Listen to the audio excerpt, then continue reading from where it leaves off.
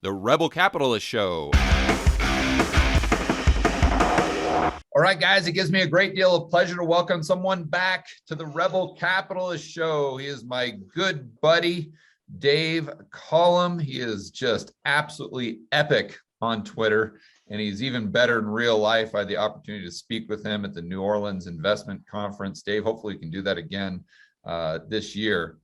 But first of all, welcome back to the show. And you were telling me before we started recording that you just got off a radio program, which brought a couple questions to my head. And that's, going back to, we'll call it the cerveza sickness and the way the media really spun that. And I think they intentionally misled people. But, I remember one Forbes article that said, and I'm not even making this up, or I'm not even exaggerating this. They said that doing your own research was dangerous.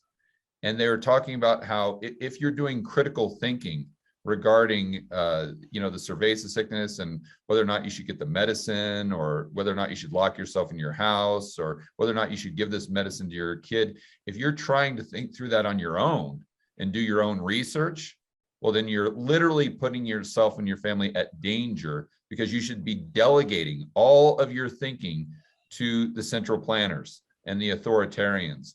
And what you were just telling me there is that you did this radio show with people who really didn't realize pretty much any of the facts that a lot of people that follow you, or maybe follow me, or Brett Weinstein as another example, or Chris Martinson on Twitter, social media. The average Joe and Jane doesn't even realize this, because they delegated their thinking to the central planners. So if you could share with us your experience, and then maybe your view on kind of this bizarre phenomenon where the central planners in the media have actually encouraged us to not think at all. Yeah, so these guys really were well-meaning. They were actually trying to get at the other side. And what I discovered is that they didn't know sort of level one of the alternative side. So I asked at the end, I said, who's they're gonna do documentary style, alternating around, I think, which is dangerous for me, because they can take me out of context and make me look even worse. And but I mentioned some names and they had not heard of them. And I said, tell me who's on your podcast. They said, oh, we're having the head of this organization, the head of this organization. I'm going, but those are all pro-vaccine guys. They're all pro-vaccine guys. And I said, they're paid to be pro-vaccine guys, and they will be unpaid to be anti-vax guys. So you're not going to get a straight story out of them. And they were a little sudden they'd lie. And I said, well, they're kind of, they're paid to believe, and if they can't believe, they can't do the job. And so it's sort of like working for Bernie Madoff or something, right? You somehow got to wrap your brain around it and accept it. So they were honorable, in my opinion, and by the end, their ears were pinned back to the sides of their head pretty hard. And I told them up front, I said, if you do interview me, you're going to get more than you bargained for. And at the end, the guy said, we got way more than we bargained for. So they'll piece out what they want. I gave them a couple names to talk to get the other side. What's amazing to me is they tried to make it overly simplistic by just breaking it down to it's safe and effective. Okay, a bumper sticker. Yeah, exactly. Okay, well, right. What is safe? It's not to imply that there are zero side effects. I mean, that no one would say that. So how are you defining safe? And then, the conclusion that I always came to was, okay, yeah, for some people, the vaccine might make a lot of sense. Absolutely, if you're in a certain risk category. For a 15-year-old male triathlete, especially one that's already had COVID, probably doesn't make a lot of sense. It's just, there's a different set of probabilities. The risk reward is different.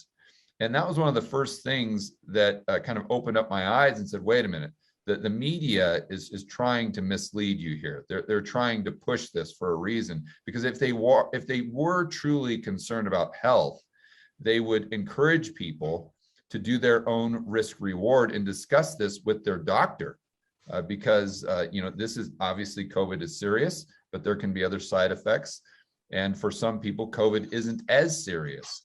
And so, I mean, did these people that you were talking to, did they understand how the media just oversimplified things like that? No, not at all. They thought, for example, towards the end, they said, they're talking about how there's all this disagreement. How do we resolve this? I said, well, the problem is that all the outlets are under control at this point, that absolutely every last outlet, and people who try to go against the narrative. I said, did you ever hear a TV show, like a Sunday morning show with 5 smart people sitting around the table talking about the vaccine? Did you ever hear one where they talked about whether it was good or not? Ever? And the answer is no. For me, the break point, I had learned to distrust Fauci pretty fast, but the break point for me was when they released the vaccine, and then within 1 week, we're pushing it to pregnant women. I said, okay, they're sick bastards. That's it. We're done. We are done. This is not about healthcare. And then it just got worse and worse and worse. So I told them, but to give you an idea where they were not, I asked them about the VAERS site. They didn't know what it was. Oh, wow. Right. And how many times did that hit your Twitter feed over the last year? Right. It hit my Twitter feed thousands of times. Right. So it's 2 different universes. Right. It's the people who are online having this gigantic cocktail party discussion, which is the way I like to think of it. You go and you find some people to talk to and you talk to them, right? Or the people who are just sitting there watching TV and listening to talk radio and things like that. And if you're listening to Fox, you're hearing anti-vax shit, but it's not any more thoughtful. It's just it just happens to match up my sort of bottom line a little better, but it's not deep analysis. The best analysis I've seen recently was a Ukraine analysis by Scott Ritter. It was a great analysis of what's going on in Ukraine. You don't get those either, by the way. Yeah, that's another thing that I wanted to discuss. Yeah, I want to talk about that. I don't see you and Chris talk about it. You were dead right, by the way. We were talking about them oversimplifying the what was going on with COVID, or the vaccines, excuse me, to just safe and effective. But now they've done the exact same thing, in my opinion, and I'd love to hear your thoughts, with Russia and Ukraine, and just setting this up as good versus evil. And it's like, right. Wait a minute, there's, yes, okay, Putin should not have invaded, as libertarians were completely against that. But there's probably more to the story here than just good versus evil. And what I've been saying a lot on my videos is, listen, I don't like any of the politicians. I think they're all crooks. Putin's a crook. I think Biden's a crook. Trudeau's a crook. Zelensky's a crook. They're all crooks. So to try to sit there and frame this as good versus evil, that there's something going on behind the scenes. Right. And the way I stay out of trouble on political discussions, although I don't, but when I'm trying to stay out of trouble is I figure out who the person I'm talking to hates and agree with them. and it works because I can hate pretty much any of them at this point. So as soon as the Ukraine story booted up, I entered the story with an opinion of having gone through a bunch of Russia fake stories, right? Which included the Steele dossier sort of thing, and included Russians are rigging the election. Russians knew squat with these elections, best I can tell. I was front and center on the Skripal poisoning story, to the point where I was getting calls from Al Jazeera to do interviews and stuff. I did some RT interviews and some George Galloway, and because that was a total hoax. And the chlorine gas story in Syria was a big hoax. And demonstrably, right? This is just not me saying, oh, it's a hoax. You could show how it was a hoax. There's just so much evidence that built up against it. And so again, I had been watching Putin fairly studiously over the years, because what I'm impressed by is his ability to speak in a way that gets you, where someone will say something, he'll articulate his view, and you'll go, oh, that was good. It's not to say he's not a mean bastard. It's not to say he hasn't whacked people. It's not to say he hasn't taken out his political enemies. It's not to say he's not a dictator. But it is to say that he is very good at doing a gotcha when he's being interviewed. He's like Jordan Peterson of Ruski land, right? And so I had become rather impressed with his skills, not the person, not the humanitarian. And then all of a sudden, we're being told by everybody everybody that he's a mean madman. I'm going, I don't think so. And so the question that everyone should be asking is, give Putin some more credit. Why did he do it? And you have to get through the various bumper stickers. A, he's a madman. No, I don't buy it. It could be he's lost his marbles, but it's, in my opinion, that's not the best guess. The NATO story is a bumper sticker. I think it's correct, but it's too shallow to be worth anything. At just saying he's opposing NATO. The idea that he's trying to reassemble the motherland, down deep somewhere that might exist, but I actually don't think that's a particularly compelling story. I think the compelling story is that he has various geopolitical reasons why he can't let NATO have Ukraine. And he's been clear as a bell on that story for 15 years. And it's like you're married and your wife says, look, I don't care. Whether you get it or not, you can't do that. And you reach a point, you go, okay, I got it. I don't understand, but I got it. So Putin said, you can't touch Ukraine. And for many, many years, we didn't touch Ukraine overtly, but we were poking. I just read a Rand white paper from 2019 that described how to poke Russia in the eye using Ukraine. They mapped it out in 2019. So I think Victoria Nuland, you want evil? It's not Putin, it's Victoria Nuland. She's evil. There's good and evil for you. She's evil. Who is that? And that's the woman who helped overthrow the previous head of Ukraine and install Zelensky. Oh, this is 2014? Yeah. And so no one was saying, why did Putin do it? Let's accept that he did it. Why did he do it? What is going on here? And again, those shallow answers just don't cut it for me. And I had the suspicion it had something to do with it. If Ukraine is NATO, he's got NATO right on his doorstep, which means he takes one step over the line, he's got NATO coming at him. And it's a legal trigger, right? It's a World War I-like trigger potentially, where, Putin stepped on Ukraine, therefore we by alliance have to step on Putin, right? And that's a problem. And so I get the NATO argument, but why now? Why all of a sudden, right? That's the part we're not being told, because it's versus good and evil, right? Every station, every newscaster, good and evil. I don't know if they know they're lying, but I believe they're lying.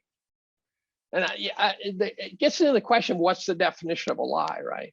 If you don't know something's true and you say it, are you lying? If you know it's wrong, we know that's a lie, right? So then I start watching documentaries on Ukraine, older ones from 2, 3, 4 years ago.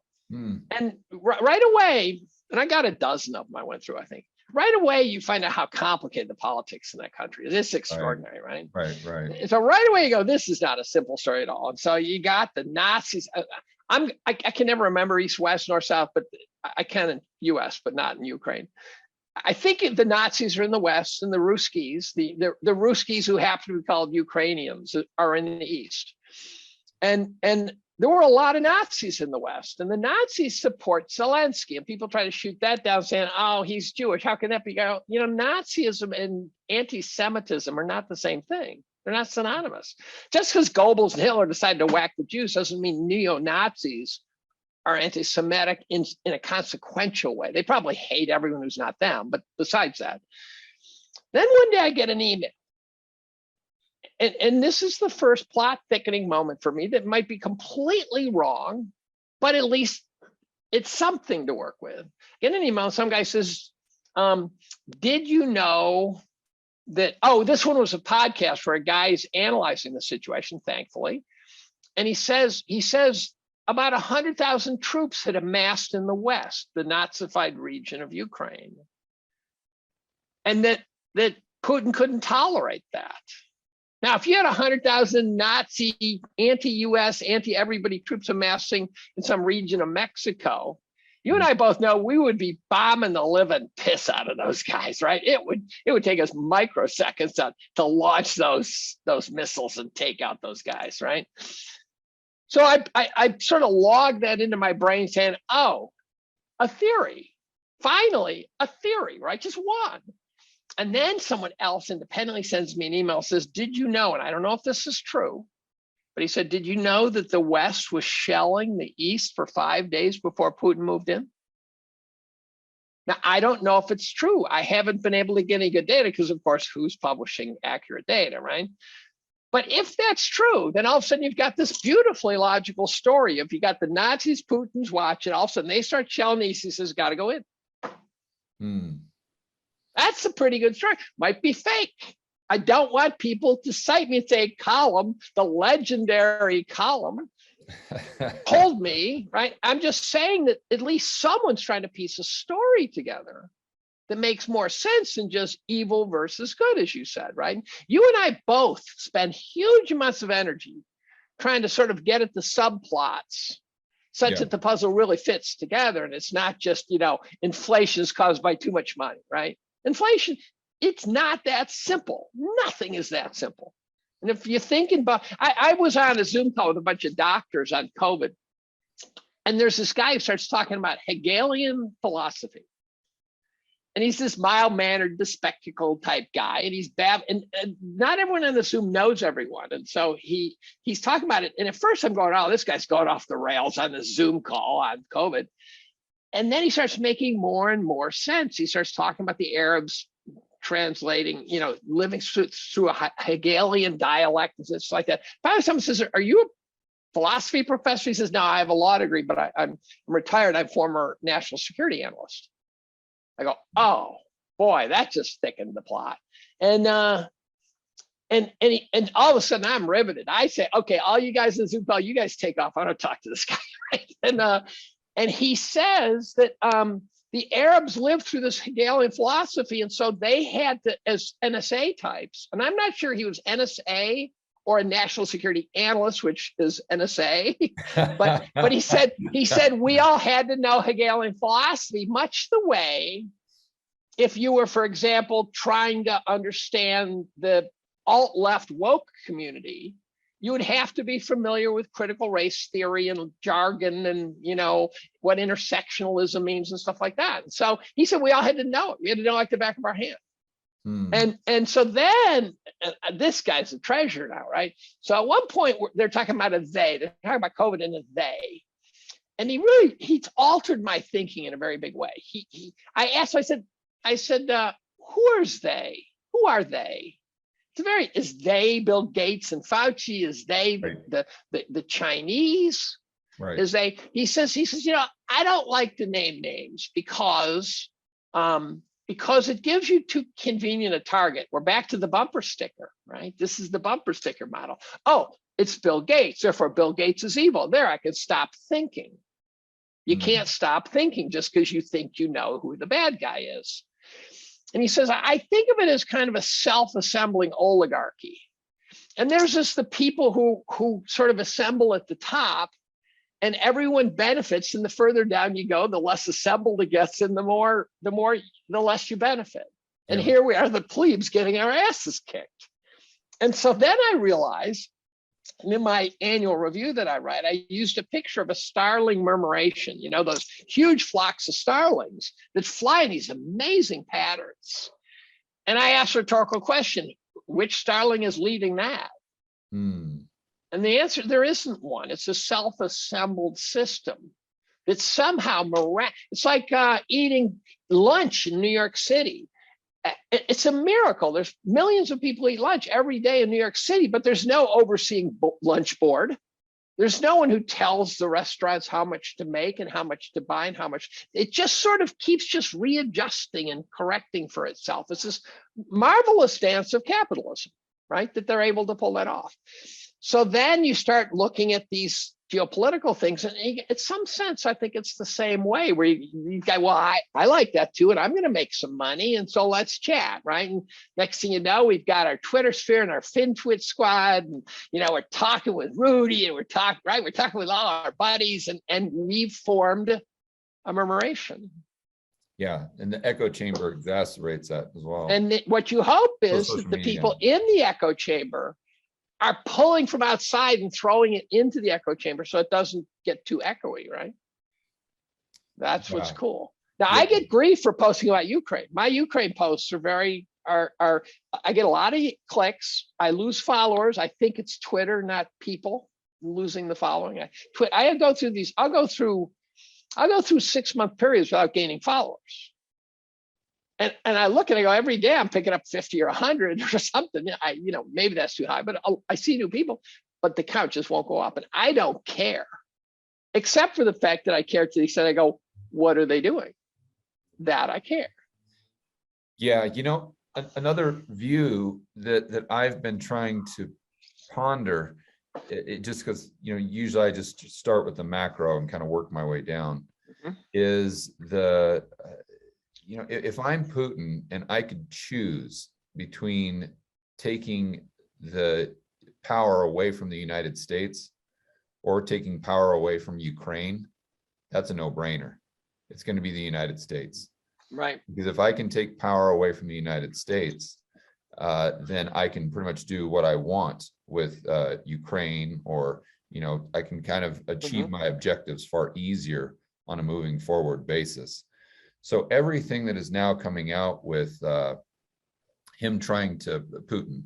trying to price nat gas in rubles.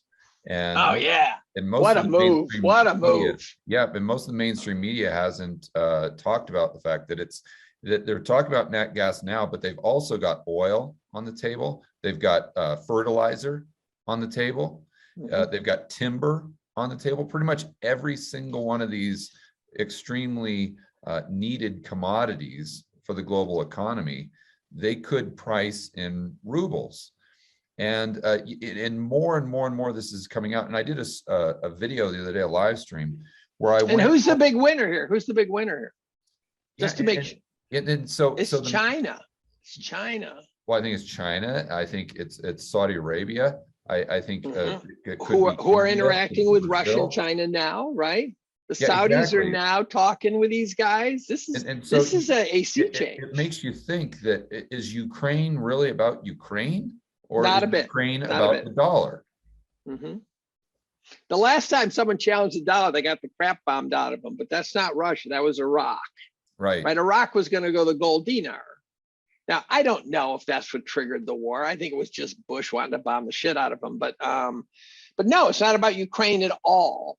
What bothers me badly about this is how many people just buy it hook, line, and sinker. And they say, look, I know who's evil, the guy who invaded. So then I have to pull out the Trump cards. Said, okay, tell me who over the last 20 years has bombed more countries and killed more people, us or Russia? Yeah. Their heads light on fire when I said, look, statistically speaking, we're the bad guys. On a purely statistical argument, we've killed more, we've bombed more, and they go, well, but they give an excuse about the Middle East. I said, which of those countries attacked us? Which ones attacked us? Tell me.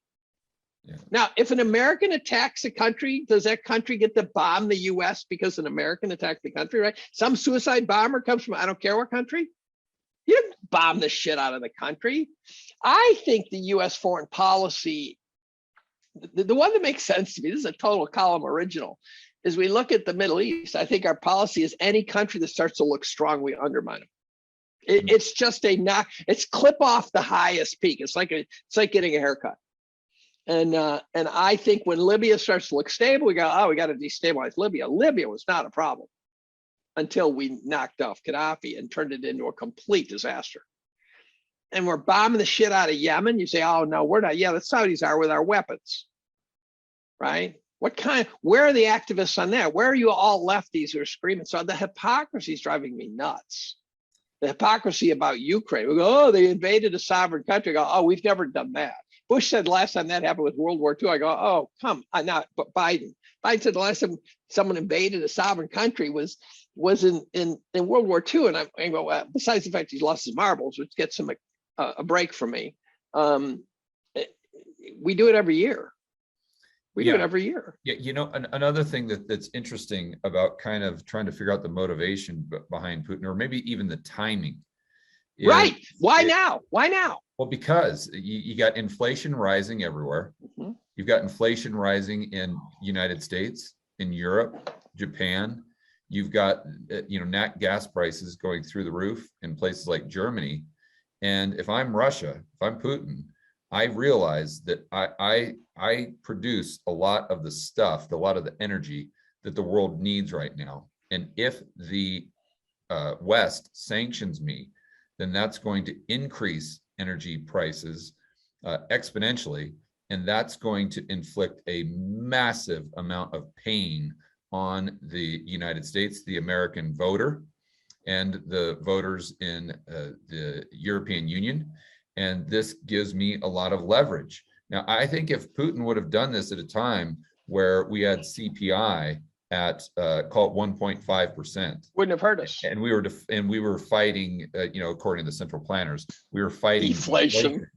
It would have been. That's not an opportune time because he wouldn't have the leverage. But when you've got CPI at 7.9%, now all of a sudden you've got a ton of leverage. And I don't know if you saw the story today. You know how Putin kind of gave the deadline for today. I saw nothing today to speak of. Well, I think they're kind of trying to sweep it under the rug, because I saw a Reuters article this morning that says that the European players are actually trying to figure out a way to pay in rubles. But it's just, I think, of course they have to. They have to that under the rug. But that's kind of, I think, why the timing, why he chose this time to actually, take action. That's my hypothesis. So my worldview is getting to the point. I had dinner with a famous guy the other night. I'll name him, Einhorn. And it was funny because it was scheduled. It was at my house. I knew I was going to feed him. Someone knocks on the door. I open the door. I go, shit, it's Thursday. I'm not ready. I'm in a bathrobe, and Einhorn and his lovely girlfriend show up at the door, and I'm going, oh man, they're going, no problem. We'll just order takeout. I go, yeah, sure. But and finally I said, after about an hour, I said, look, here's the deal. If I was in your shoes, I'd be saying exactly what you're saying and not feel bad at all. And if you were in my shoes, you'd be horrified. We're going to have to live with that paradox. To make the story funnier than crap, is before the night was over, and his girlfriend is great. My young Boston Terrier puppy pissed on her. So in any event, I had a thought with that, but I got so distracted by the stories. Well, the timing, did you talk to him about the timing of Putin deciding to go into Ukraine now when CPI was high? He didn't seem to have strong opinions, as though he's preoccupied with something else, maybe shorting somebody or something. I don't know. We talked about it, but it was mostly me. And talking to David's like deposing someone in court a little bit, although he's much looser now that he has this lovely girlfriend. But don't forget Xi Jinping. Yeah, right. Russia, China right now is being sort of pointed as a potential backstop for Putin. I think that may way understate China's role in saying, now do this. Yeah. You know what's interesting, Dave? I just want to give you a tidbit there, a fact that I heard the other day, or I saw doing some research. China produces a lot of the world's, I believe it's phosphorus. And there's three main components that go into fertilizer. You've got potassium, nitrogen, phosphorus. And China's a big producer of phosphorus. And I read somewhere that, like, it was quite a while ago, it was maybe like 6-9 months ago, they stopped allowing exports of phosphorus in China.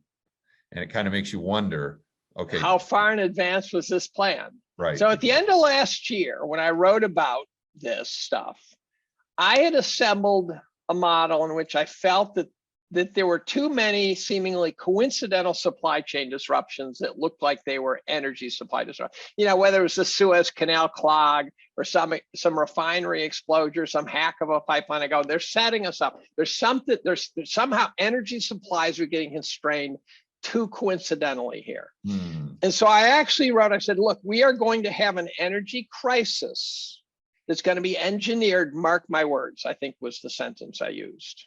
I didn't know how, but here we are. Yeah, right. So now you look at something like China locked down for COVID in a very suspicious way, in my opinion, back in 2020. As soon as the United States went on hard lockdown, they opened up. And I'm going, that was suspicious. Thankfully, they opened up because we would have all starved to death if China stopped exporting shit that we needed. What's China doing right now? After several years of not giving a damn about COVID, they have a massive lockdown. Yeah. Now, is that a COVID problem, or is that oh, by the way, we're not going to be able to ship some shit to you now? I didn't think about that. Yeah, and I don't think China gives a shit if their people die of COVID. That's not high on their list of concerns, especially because it's not that lethal, right? So the idea China is going to lock down something important to them for COVID, right? The fatality rate is just too low. The old folks are the ones dying, right? There's nothing about COVID that would get China to shut down a major industrial region. Especially with Omicron. With Omicron 2.0 or whatever is 3.0. And so I'm looking at this China lockdown as just, and I could even imagine that they've told us that, some say, well, if you guys don't behave yourself, we might have another Omicron breakout, and someone didn't toe the line. We're locking down. So they don't look like bad guys. I read a book called The 100-Year Marathon by Michael Pillsbury. And it talks about China's deep-seated philosophical foundations. The first half of the book's by far the best. And they talk about things that over millennia evolved. And one of them is you never take on a strong opponent head on. You always get the strong opponent to destroy themselves. And that deception is always used.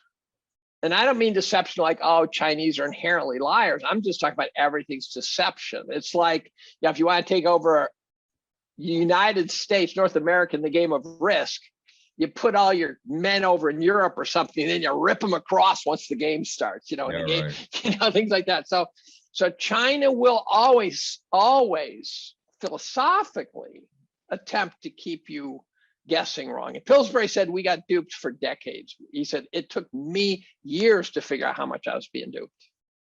Yeah, he was a CIA guy. I just want to connect the dots there for the viewers and listeners just momentarily there. So you've got two things that are the most important to every single country. That would be energy and food. That would be energy and food, or energy and stuff, let's say. Right. Now, especially the United States, because we have to import pretty much every single item, good that we use. Go to Walmart, Home Depot, Target, etc. So I think what you're saying there is Russia and China say, okay, we've got the energy and we've got the stuff. So Russia, you go ahead and cut off the energy, and then we'll go ahead and cut off the stuff. And now the West has got big problems, especially the United States. And if you want to throw some macro in there, now that we've got the 2s and 10s inverted, you've got that inversion while you've got CPI at 8%. That means significant pain for the U.S. consumer and voter. And it's the politicians, they may be crazy and stupid, but they have to understand that China is, maybe indirectly, or they won't admit it, but they're putting pressure on the United States, while Russia is putting pressure on the United States and Europe as well. And curiously, the laptop stories come out. A year and a half later, everyone knew the laptop was real, right? You know how you know it's real? Because you give me the laptop. I say, okay, I want to prove it's real. I look at Hunter's emails. I go, look, he sent emails to these 100 people. Let's ask those 100 people if they got those emails. They say, yeah, I got that email on that day. That shows you have the laptop. Yeah. You got it. So it's a trivial thing to prove. So they've had it all along. It's been under wraps, and all of a sudden now it's a story. What is that about? It's tied to this somehow. It could be the great risk of Biden, besides the fact that he has no marbles, and that between he and Kamala, they have about a 100 IQ combined. The great risk is that he's owned by China. I mean, you got to remember that Burisma and Ukraine were a big plot line, and all of a sudden here we are battling over Ukraine, and we got a president whose son was deeply embedded in the whole Ukraine scandal, and all of a sudden now, he pulls out of Afghanistan in the weirdest way. He all of a sudden shutting off pipelines. It's just, I don't know if he's so compromised that we're being thrown under the bus. That's not I don't think that's a partisan view. It's just looking at Biden. The problem is China owns many of our politicians. So it's not just Biden. I mean, look at who Mitch McConnell's married to, Elaine Chao, right? She is elite Chinese aristocracy. Her family is bigly in China. So this is just a strange world we live in. And so I can't even rule out a model where Xi Jinping and Putin and Biden, they all know what's going on. It's this biggest, scariest kabuki theater on the planet, right? I can't rule that out. Yeah. And you know, another thing too that makes me wonder is I've been doing a lot of research on the origins of the World Economic Forum. Oh, Jesus Christ. Yeah. And I know that, you know, I didn't really know how the group was, but after doing some research over the last couple of weeks, I came across the Club of Rome, which is not fake. It's not conspiracy. I mean, they've got a YouTube channel, for heaven's sakes. I think those guys were sincere, right? I don't know. I mean, they were set up in 1968, and one of their founding members, oddly enough, was Pierre Trudeau. Really? That just changed the plot. Holy! And for those who don't know, Pierre Trudeau was a Mao fan before it was cool. Yeah, right. He was a Mao fan when Mao had not come out to the West, and he was a big fan of Castro. And I am a believer of the Castro love child Justin Trudeau theory. I've looked at the pictures and I'm going, man, that sure looks like Justin. Yeah, he looks a lot more like Castro than he does Pierre. And there's this one photo of Margaret Trudeau while Castro's cutting a cake, and Margaret Trudeau's smiling. She's got this girlish smile, right? This is not just a nice person. She looks like she's dreamy-eyed looking. And she's got her hand right here on Castro's chest. Now, you and I both know that if some chick's got her hand on your chest, you're going to get laid, right? That's inside the personal space, right? That's too close. That's the come and get me symbol right there, right? If she has her hand on his back, it's a maybe. Once you're heading to the chest, you go, oh man, that chick that's a signal. Everyone knows that. All right. So now getting back to the Club of Rome. But the Trudeau connection with Club of Rome is entertaining. That's but for the viewers and who don't know about the Club of Rome, they came to prominence in 1972 when they came out with a paper called Limits to Growth. Right. And basically, this was kind of just a repackaged Malthusian idea that we need to reduce consumption and we need to reduce population growth. That's really what it boils down to. ZPG. We grew up with ZPG. We've got limited resources, and if we have exponential population growth, if we have economic growth grow at the same rate, then that's going to deplete the resources, and then humanity, we're done. So, and they started talking about climate change way back then. I think the young people think that this is a phenomenon of the last decade or so. Not true. They were talking about this in the early 70s. And the Club of Rome also came out in 1991, interestingly enough, and said that you have to, in order to affect change, number one, it can't be done at an individual basis. It can't be done at a city level, state level, a country level. It's got to be done by a global government or a global controlling body, really. And then another thing that they were referencing in this 1991 paper is that you have to have a common enemy, and therefore to affect change. And they said, what we want to do is set up a common enemy of pollution, of climate change, and ozone layer. You're going to help us create or achieve our goals. And going back to their 1972 goals, that's just to reduce consumption and to reduce the population growth. And so you understand that they influenced, I think, a lot of the people at the World Economic Forum, who then influenced a lot of the politicians, going back to this kind of, who are they type of question. Right. And I think that now they still have those same views, and the climate change agenda is just kind of a Trojan horse where they really don't care about the temperature of the ocean increasing by 2 degrees.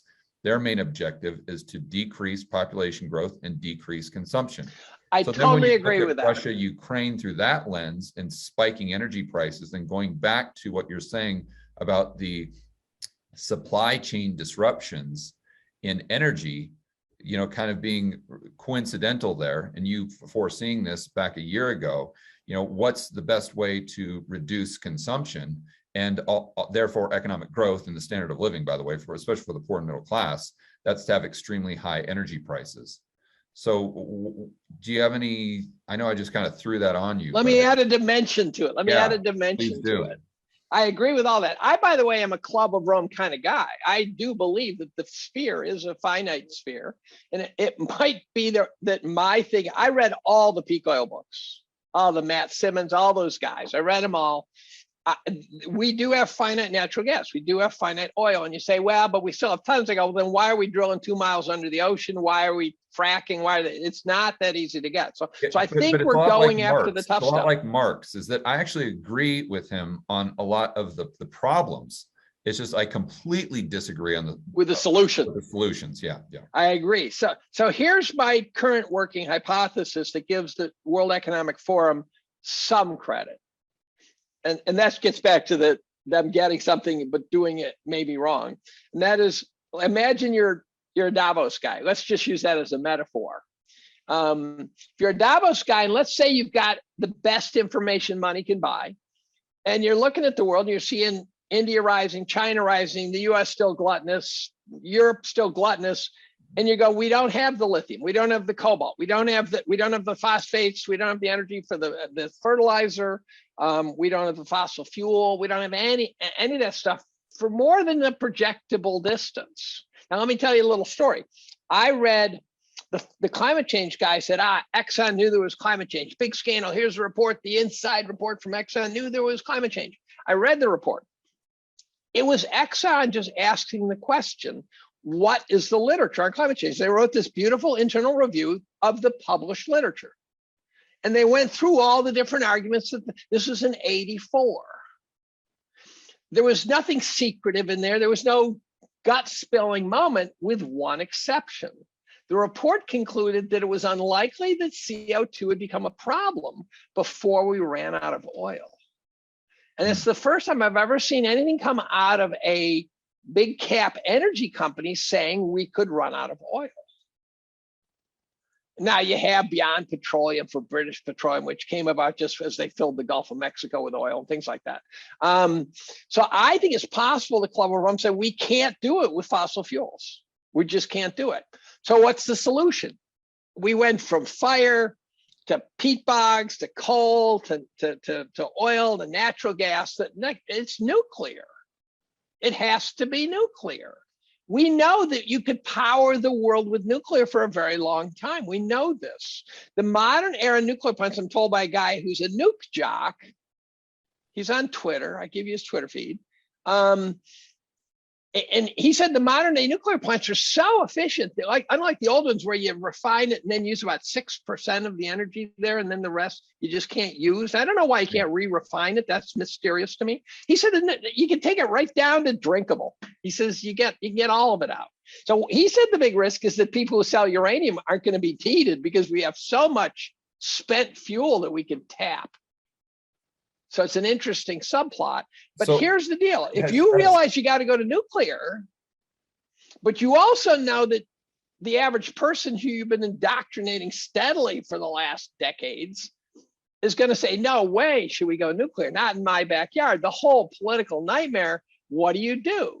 You set up an energy crisis, just like a pandemic crisis, and you get the average Joe to say, just give me a vaccine and give me nuclear energy.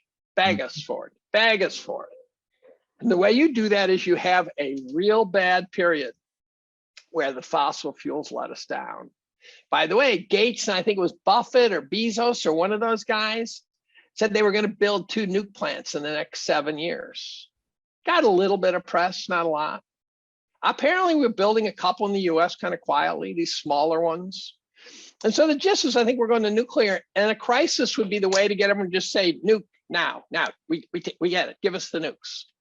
It's a lot easier than, one vote at a time, right? Scare the crap out of them.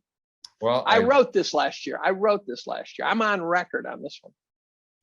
Yeah, I mean, I wish that was as benign. I wish their plan. That's the benign view, yeah. Yeah, you know where I'm going with that, because that wouldn't be that bad. I'm in favor of nuclear. I think that is a good option, and I see that being a potential solution. So if they are trying to, push us in that direction covertly, I think that would be the best case scenario. I think that's right. That paints them as it's called paternalistic libertarianism. That's where they guide you. They guide you. Yeah. Then you try to figure out, okay, so we've got the consumption, the energy. How do they pull the reduced population growth lever? Well, and that's where it gets kind of weird, because as soon as you start talking about that, you end up talking like a nut. But, if you go to listen to Bill Gates' TED Talks, he's probably got a couple, so you might have to listen to 2 or 3. But in one of them, he says, amazingly, I just talked about this in the podcast before your podcast. Bill Gates seems to have this interesting problem where he seems to occasionally blurt out the truth when it just doesn't make sense. So like when his wife was beating the crap out of him, and so Epstein's story started surfacing, which I think was just ugly divorce thing. And someone asked about his relationship with Epstein, which apparently is pretty profound. I wasn't ready to endorse that. The New York Times beat the crap out of him. And they asked about his relationship to Epstein, and his answer was, well, he's dead, so you have to be careful. And I'm going, Bill, you might want to rethink that answer, right? That wasn't the one that I would have given. He, in this TED Talk, said in a single sentence, with good vaccines, I think we can reduce the world's population 15%. I'm going, Bill, my understanding of vaccines is it will increase the world's population, unless you know something I don't know, right? So I think, and by the way, we also know Bill was savage, right? There's no one who's been near Silicon Valley, I think, who would say Bill wasn't a savage competitor, right? A real ruthless, and I don't mean that pejoratively. Well, at some level I do, but it's also, that's what created Microsoft, right? And when did he become a good guy?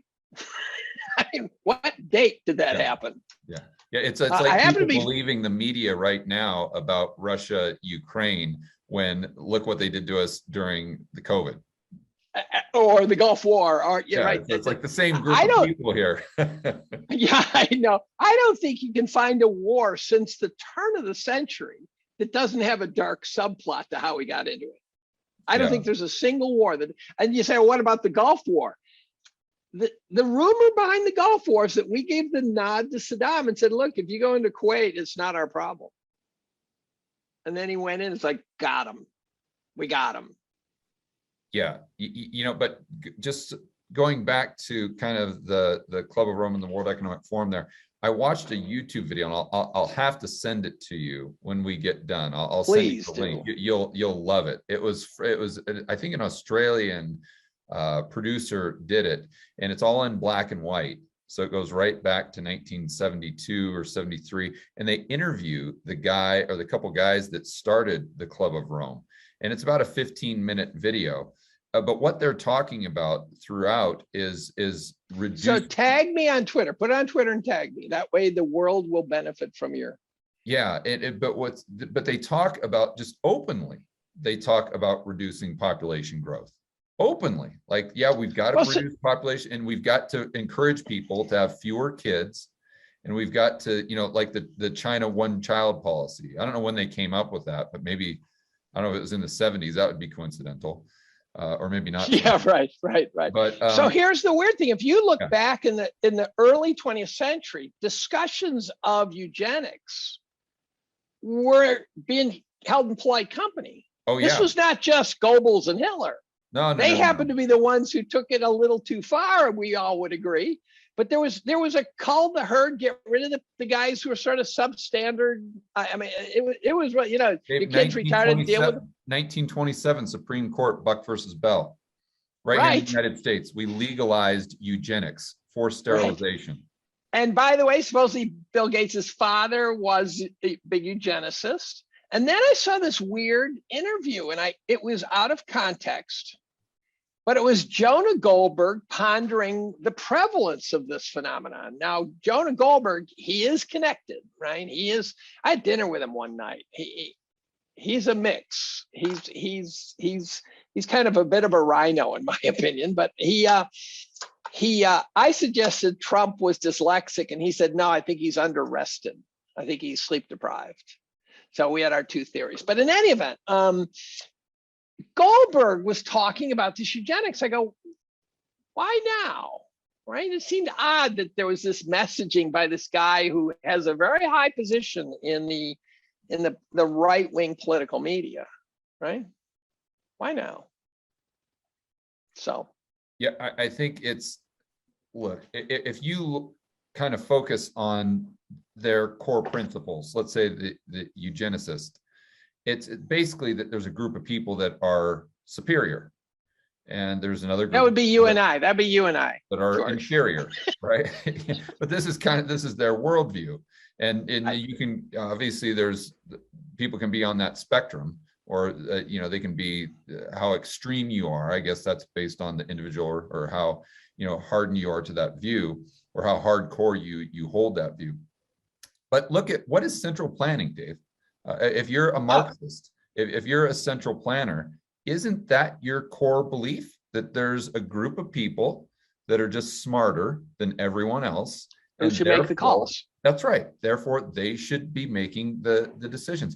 You know, I went on the Club of Rome's YouTube channel just last night, and I listened to this gal talk, and she was talking about investing for, you know, the future or something like that.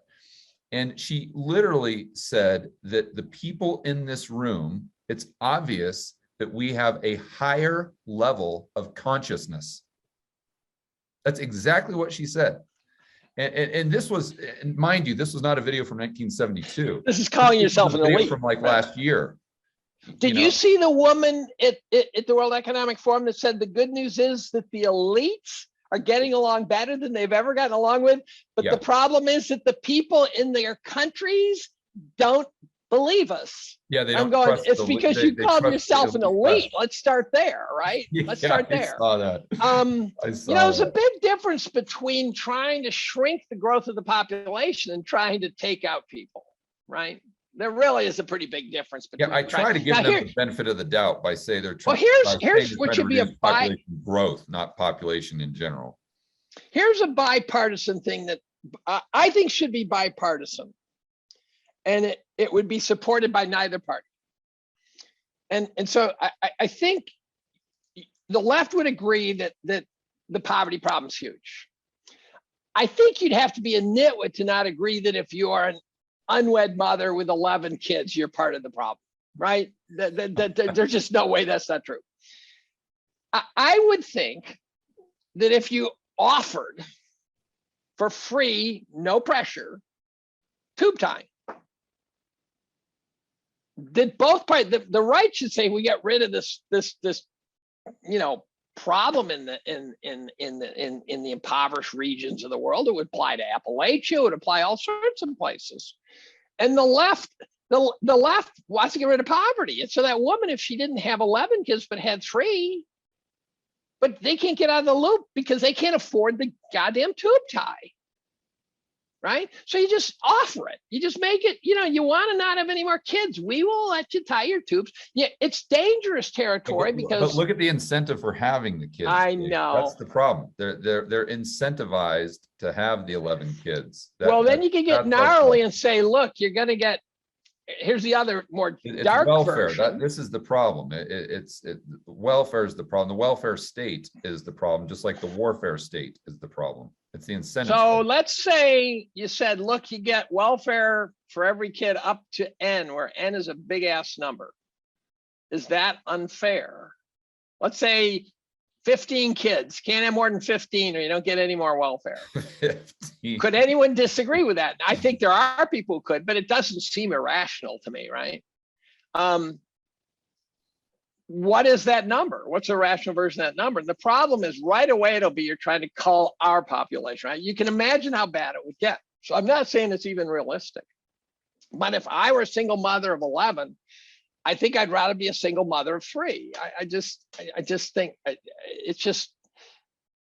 it's life's a mess. Life's a mess. Right, but you could say that if you're a single mother, you'd rather make $50,000 a year than 30. So what? Except for you got all those mouths to feed. But of course, they're out on the street. No, I know. You see, I know. I think it starts with the incentives that are set up by the government. It's the same incentive as farmers had to have big families. You got ranch hands, right? It's that kind of incentive. Your revenue as a farmer could go up with numbers of kids because you had people who could tend the chickens and slop the hogs and stuff like that potentially. Right? Yeah, but I think farmers that you're producing, you're producing. No, I get that. I get that. But in this on one case, hand, you're consuming more stuff, and on the other, you're producing. But yeah, I get they're both about upping your net revenue. Yeah. One is benefiting society. And we're going to get slaughtered for this interview, George. We're in deep shit. Yeah, but I mean, these are the problem. I mean, these are, listen, problems, whether it's regarding COVID, whether it's regarding Russia, Ukraine, whether it's regarding the dollar, whether it's regarding energy, these aren't simple issues. No. They've got an incredible amount of nuance. And you have to be willing to get outside of the box, and you have to be willing to have uncomfortable conversations if we're ever going to solve these problems. That's just the bottom line. Well, I had a brutal week, so I'm kind of hoping this doesn't blow up. My week was so strange. I can't tell you what most of it is. They were all non-fatal headshots, right? But it ended with my wife borrowing my computer and deleting all the files off the desktop. Yeah. So if it finishes with getting canceled, that would be the crowning moment, right? That would be spectacular. I got canceled once. They're not going to get me again. They might be able to get me, but it's not going to get into my head at all. I'm going to battle. I'm doing a Dave Chappelle. Dave Chappelle. Who's the other one who tried? Rogan. Rogan kowtowed a little. Chappelle said, "Screw you." So in any event, let's keep going. All right. Well, hey, buddy, I've already had you on for an hour here, so I guess we'll save the rest for. I got a couple of questions for you, though. Yeah. And I'm laboring over this. By the way, I was pondering for 2 years Russian equities, and I was getting pretty close to saying it's time to move. You had Gazprom sitting at PE of 4, dividend yield of 11. I'm thinking about it. And then one day Grant Williams says, if you look at Russian equities, he says, they're scary, but and I'm going, yeah, that's what I've been watching. And they weren't moving, so I didn't have to rush into anything. And I'm getting serious. Then I get a call from a friend in Switzerland who many of your viewers will know by name, but he's a kind of a private guy. He's done Real Vision interviews, who calls me without any reason, says, Dave, you should buy RSX, which is the Russian mutual fund. I'm going, holy Jesus, this guy's a value investor, deep. He's Warren Buffett of Switzerland, right? And so I'm getting more serious. And then the shit starts hitting the fan. And fortunately, I was patient or lazy or something. And I wait. And I bought a little bit right before they shut them down. They might reopen up. I know there's some guys on my Twitter feed who are pretty exposed to them opening it up. They got to get them open. But the question where I'm leading to is I have a huge cash position, lots of metals. I have energy. I had the best quarter of my career, probably. I had a couple of great quarters in the late 90s as a tech bull, a drooling tech bull. But what do I do with all the cash? I was okay sitting on cash pre-2020, 2021. Now it's a risk asset. Now, the optionality of cash, I haven't lost sight of that. I have friends who have all that optionality in silver or gold. And that strikes me as, I would have said that was riskier, But now with cash losing between 10 and 15%, you can say inflation's 7. I think you got to stop dropping acid if you say that. And so now cash is as risky an asset as anything. But it also feels like we're on the cusp. Give me advice. Don't forget, you're supposed to mention you're not an investment professional. Yeah, I can't give you individual advice. I can tell Give you me your opinion. I can tell you What what are you I'm doing? doing. I think that in March or April of 2020, we went into another commodity super cycle.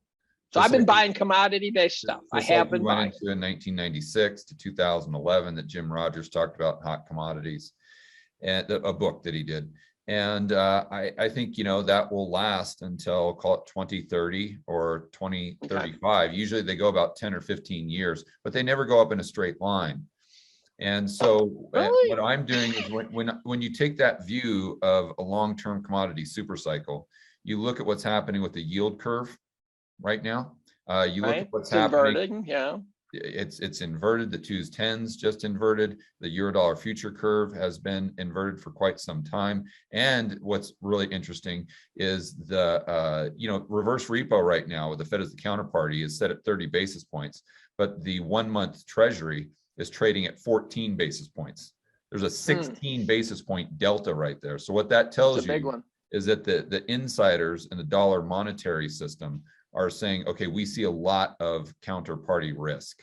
So then you combine that with, I guess I was talking to someone else about this earlier, of this issue with Russia and Ukraine. If that comes to an end, which obviously we pray and hope that it does quickly, I think commodity prices are going to come down. Oil gets back down to, say, 90, 85. Just all of the commodities kind of take a deep breath and come back down because they're like, okay, now this supply shock is over.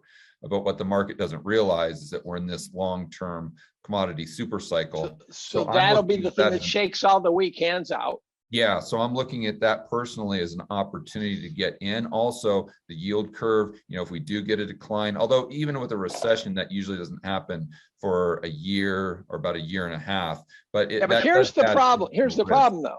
The problem is, have we ever had such a yield curve inversion before the Fed even started tightening, really?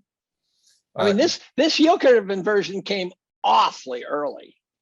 Right. Usually they're bumping up the rates and all of a sudden they push the yield curve and they push the low rates up high enough, then boom, it inverts after they've been in this 1.5 year hiking cycle. Yeah. This thing just spontaneously inverted. Yeah, I know. And that's why, a lot of people on Twitter are pushing back saying, well, right now this is kind of a nothing burger, the 2s and 10s, because all these other maturities on the yield curve haven't inverted yet. Like 10% of the curves are inverted where normally it's like 50 or 60%. But to your point, that's because the Fed is so far behind the curve. When's the last time that we had, call it negative real yields to the tune of, 7-8%? Yeah. And that's if you buy the CPI. So I think the front end of the curve is really kind of bizarre just because of how far or how little the Fed has actually done to try to tame inflation this time around. But you've got a couple events there where I could see commodity prices coming back down. Now, what I do, and this will give me a great opportunity to pitch my own product, but with Rebel Capitalist Pro is this online investment forum I have with Lynn Alden. Lynn. I love Lynn Alden. She sounds friggin' smart. It's ridiculous. Yeah, and Chris McIntosh and Brent Johnson and Patrick Seresna, Tony Greer. I know all of them. Yeah, but it's got Lynn's portfolios in there. And it's got research from Chris McIntosh, who's another partner. I don't know if I mentioned that.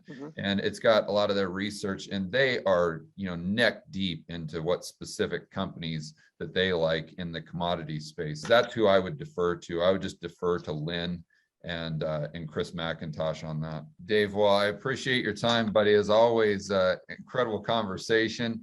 For the listeners and viewers who want to find out more about what you do, where can they go? I mean, follow you on Twitter.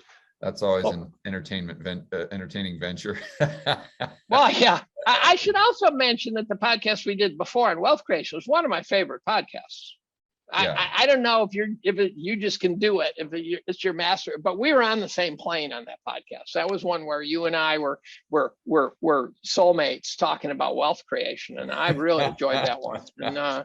And so I can be found on Twitter at David B. Collum. My annual review is my pinned tweet, and otherwise I have no footprint. I have no website. I don't get paid for anything I do. I haven't monetized whatever wisdom pops up. There's no cash flow. I had a prominent podcaster said I could make $500,000 a year podcasting, and I go, okay, but that's a lot of work. Yeah. All right, buddy. Have a good one. We'll see you in New Orleans. Adios. Hello, fellow Rebel Capitalists. Do you enjoy watching these interviews I do for the Rebel Capitalist Show? Well, if so, you would absolutely love Rebel Capitalist Live. This is the conference I do twice per year, and we've had speakers like Robert Kiyosaki, Lynn Alden, Rick Rule, Jeff Snyder, and Dr. Ron Paul, just to name a few. So go to rebelcapitalistlive.com and check out the next event we have scheduled in Miami.